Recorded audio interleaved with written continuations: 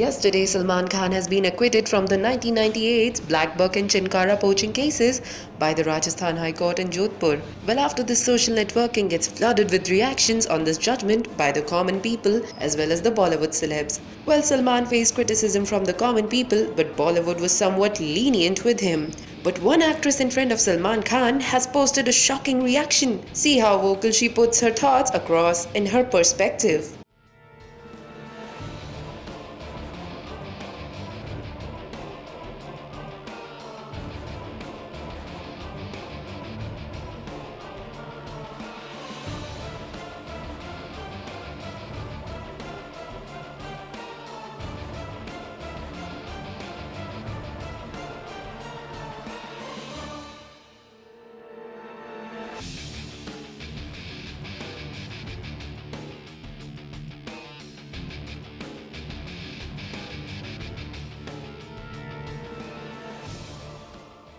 Well, after this post, we could say that Renuka made everyone think that law is not for common people.